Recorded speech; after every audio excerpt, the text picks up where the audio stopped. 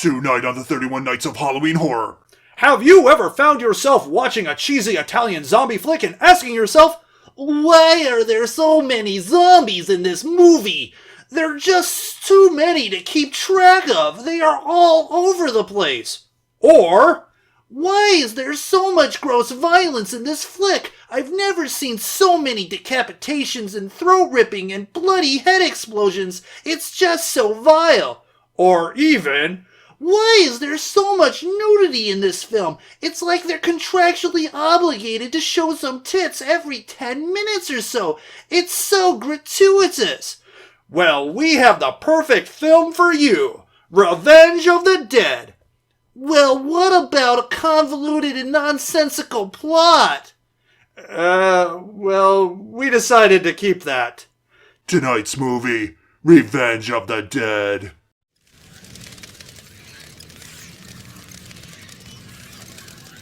Hello everybody and welcome back to another episode of the 31 Nights of Halloween Horror. The Year of Infamy continues tonight, and once again, keeping with the zombie outburst that I am currently on, I'm going to review a movie that you may think is absolutely crawling with zombie critters all over the place. But you'd be sorely mistaken. That movie is Revenge of the Dead, otherwise known as Zedder, I believe. Anyways, what is Revenge of the Dead about? Well, let me tell you, it starts off at this house, and there's an old lady trying to get the attention of the matron who lives in the home, and of course something pops up behind her. Big shock, big scare, and then you don't see what happens to her. In fact, you just go straight to the morgue, and they're like, yeah, she's dead, whatever. Okay, well, back to the house, and apparently there is a group of investigators who are looking for something, and they have this young girl, and this one guy just drags her down to the basement and says, okay, where are you hiding? Where do you hide? Or whatever. And apparently she has like some link or psychic or whatever. I don't know. It was never really explained well. And she's like, right here. And he's like, yes. And he goes upstairs to tell everyone because, for some reason he only wanted to be just the two of them. I don't know. And of course, while he abandons her, a shadowy figure appears and screams and oh my goodness. They come back and her leg is all basically chewed, horribly chewed up, and then they take her out, dig up the spot where she was, and there's a corpse. There's the remains of somebody who was apparently an important figure in what they're trying to research. So anyways, fast forward quite a few years, and we are introduced to our protagonist, who is a writer, is happily married to a very beautiful woman, and she bought him for their anniversary a typewriter because, he's a writer, he needs a typewriter, and what better way to write things than on a typewriter. And so he begins to write his novel, and the ribbon comes loose. And now I must take some time to explain typewriters, just in case there are some viewers of this review who might not know exactly how typewriters work and what the hell I'm talking about. Ribbon, what the hell is this? Well, anyways, basically a typewriter is like a keyboard. When you hit a key, a hammer violently comes out and will stamp onto a piece of paper. So that alone does not actually create any print on the paper, but what happens is there's a ribbon, and that ribbon gets pushed up so that the key hammer strikes the ribbon, and there is an etched basically symbol for whatever letter, number, or whatever And when it strikes that ink, the ink gets transferred onto the paper, and you have text. So there you have it. So he notices the ribbons come out. He takes the ribbon out, and then he curiously looks at the ribbon, because what happens is the ink transfers, and then there's like a clear spot on the ribbon, which means you can actually sort of read what was typed on that ribbon. And he decides to see, what was typed, before I had this, whoever owned this, what type did they do? And he finds this really strange thing about scientific tables and the places where, like, the living can live again or something, or the living can live again, the dead could live again. So he goes to a professor friend of his, and he's like, oh yeah, this, it's referring to these places called K-zones, where time like stops or moves backwards or something. It's weird and convoluted, obviously, Italian horror movie. Anyways, and so the writer becomes very, very obsessed with figuring out like who owned this and what were they actually doing? What were they investigating? And, because he thinks this is going to be a great subject for his next novel.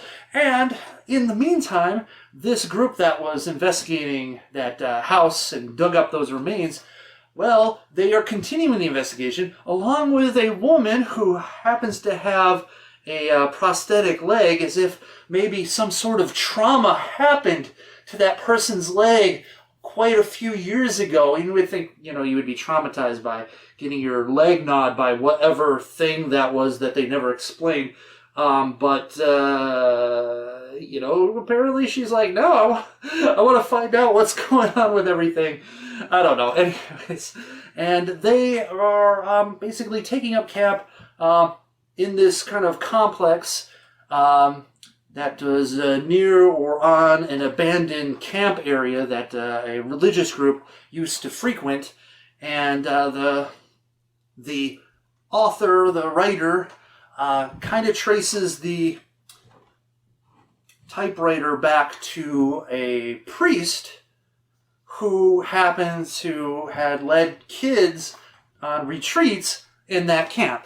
So, of course, it means traveling, it means checking things out, it means creepy, spooky events, and some interesting scientific experimentation and research going on. And I'm not gonna, further down this route, because I think it's actually an interesting film to watch because of the sort of weird subject matter. Anyways, so let's get to those scores, shall we? Violence and gore, I am going to give it a 1 out of 5 because most of all the violence really just happens off screen, and you get to see the bloody aftermath. And some of it's like, okay, decent, but honestly, it feels very lacking.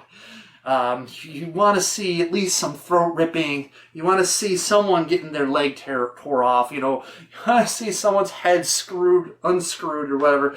But everything pretty much off screen. So 1 out of 5. Shock value, I'm giving this a 1 out of 5 because that was a very effective jump scare at the beginning of the movie, and I thought maybe that was going to set the tone for the rest of this movie, but no, it didn't, which is really weird because that scene was actually super well done. Otherwise, nothing really shocking in any of the content. So moving on from that, shock value, 1 out of 5. Plot, oh my god, it's going to be a 2 out of 5 because it is such a freaking mess. It is just so many things unanswered, unexplained. It is just like you're like trying to figure out, because it's like, what's the thing going around killing people? Because that's the thing that I'm wondering, because they never explained what attacked the girl in the beginning, because it wasn't the dead guy, because he was still buried and apparently in pieces and not really able to do anything. The main experiment guy is sealed, welded into a casket, So how can that person get out to do the murders? You know, I mean, maybe it was the Igor guy, because we do have a scene where the Igor guy, whatever, you know, finds like this college student girl and kills her. Probably the most violent scene in the entire movie, but still, like, there's a lot of, like, there's this scene where, like, these hands come from the dirt and strangle this guy, or reverse strangle the guy, and you're like, what? And some of the character stuff just makes very little sense, too. So it's like, in the core, there is an interesting movie about, like, places on Earth where things in a certain aspect, certain things happen, or degrees of temperature or whatever, the right environment happens and people can come back to life, or maybe even live forever and things like that. And that's a very interesting thing. And the investigative part with the author, the writer, also interesting, but it's just so poorly executed on almost every single facet that I just can't give it anything higher than a 2. Yeah, it's a garbled mess. Really, it is, because you also got this thing about, like, this French company that's, like, sort of paying for it, and it's just like okay, the researchers, there's a lot of just loose threads and things that really have no explanation, which I think needs a little bit of explanation to try to help wrap your mind around what's going on and why it's going on. Anyways, so moving on, 2 out of 5. Acting, I am going to give this an average 2.5 out of 5. It's an averagely acted Italian horror movie. So you've got, you know, some overacting moments and some interesting moments and some nice moments, but overall, average 2.5 out of 5. Moving on to Nudity. This is a 0 out of 5. Man, this guy's wife is super hot. Plus, there's like this girl who, like, and this is another part that's a problem with the plot. There's like this student girl who's been, like, kind of after, like, the professor that the author went to, but now she's, like, kind of going after him, and, like, so anyways, there's opportunity there. There is opportunity, and you're an Italian horror movie. You're an Italian horror movie. Where are the fucking tits? Where are they? Come on, seriously. You're gonna skimp on the zombies because there's basically, I think, just like one zombie or maybe 2, and you see the one zombie and he's just like I don't know, just caricature of a zombie, and the other zombie, like, see hands in a shadow if it even is a zombie, and then, well, I guess you got the ending, but whatever. Anyways, you know what? And then the strange thing too, also, but let me get back. I'll talk about this the next segment. Anyways, yeah, you failed. You dropped the ball. 0 out of 5. I am disappointed with you. Disappointed with you, Mr. Avati. Poopy. Yeah, definitely poopy. Anyways, 0 out of 5. My enjoyment factor is only a 2 out of 5 because I really did want to like this movie, but this movie kept doing things to make me not like it. And, like, the thing that I was saying before, that, you know, like, I was like, no, I gotta be talking about Nudity, but, like, this movie just has pieces of it that just, like, you're like, why? What is going on? Why are you doing this? And you have moments where you're like, this would be good if you did this, but you didn't, and I don't know why you didn't do it. You know, pay those special effects artists and have some, like, on-screen gruesome bloody violence. You know what? You've got beautiful eye candy.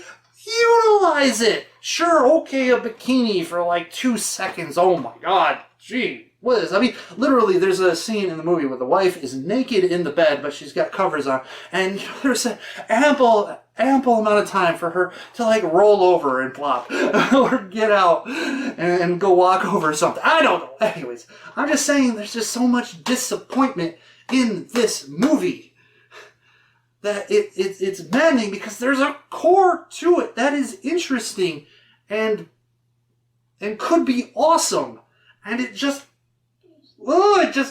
tears at you, because it's like, you're watching it, especially on that Blu-ray, it's a nice transfer. It looks clean, it looks clear, it looks good. You have the elements, and it just can't put it all together.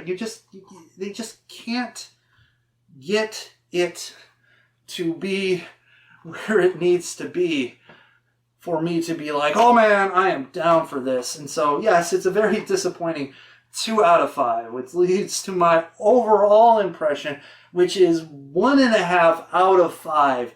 It can't even live up to average, because it's no zombies, honestly. Like, one zombie for the most part, and all this other shit that's off screen for the most part. You've got these storylines that you put in there, which just, I don't even know, have any relevance, just to maybe like, we get the schoolgirl in there just so that we can murder her. But honestly, that whole thing was completely irrelevant throughout, there's nothing to that part. There's nothing that added to the movie or subtracted from the movie. It was like I don't know, maybe it was filler, I don't know. It's just see, that's how frustrating the movie is. And so the thing also I want to kind of talk about is another thing that this is frustrating is that this movie came out before Stephen King's Pet Sematary, and maybe was even in, I believe it came out before Stephen King's Pet Sematary, but it's got that sort of Pet Sematary vibe toward the end, because it's like these K-zones or places where you can bury someone and they come back, but when they come back, they're, not right, because, there's talk about like this dog that was buried in that area, and it came back and was like, crazy, nasty. So yeah, it's a very interesting idea and concept. And I don't know, maybe Stephen King watched this drunk, or Stephen King, I'm sorry, not drunk, high out of his mind with like cocaine and whatnot. And he probably watched this and went, yeah, Pet Sematary, bam, do it. I don't know. That's all speculation. But anyways, it's just, I want this to reiterate the point that this movie could have been great. This movie could have been good. This movie could have been average. But instead, the choices they made and the things they did damn this film into mediocrity, which is a freaking shame, because I really wanted to like this movie. So 1 out of 5, my overall impression, and that averages out to a 1.4 out of 5, which is honestly hard to do. It's hard to get that low of an average, my God. Look at what you made me do. It's so hard to get that average. How can you be such a failure? I'm angry because I wanted to like this movie. I'm angry because there's things I do like about this movie. And it could be a super awesome cult hit. It angers me so much. It's unreal how much it bothers me. Because it shouldn't. Because this should just be like a oh my God, a mediocre, nothing of a film that you forget 5 minutes later. But I can't forget it because it just, there's stuff there. But I digress. Tell me what you think in the comment section below. Do you agree with me? Have you seen Revenge of the Dead, or Zed, or whatever they want to call it? The poopy film. I'm sorry. No disrespect to the director. When you see your name is synonymous in the English language with a slang term for shit.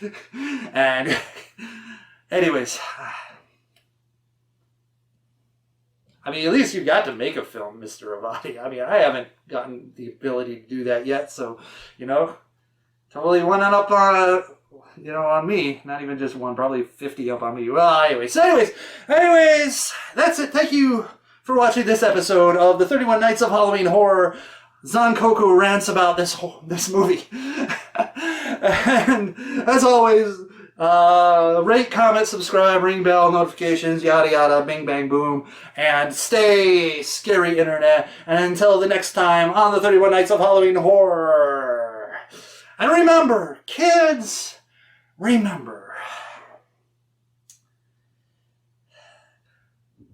don't bury your newly deceased loved ones in the weird reanimation lands. It never works out. It never does. They come back without a soul or possessed by something or just straight up messed up murder. I mean, look at Living Dead Girl. She had to freaking eat people. It just doesn't work. People, it doesn't work. It doesn't work, okay? I'm sorry. It doesn't. Blah!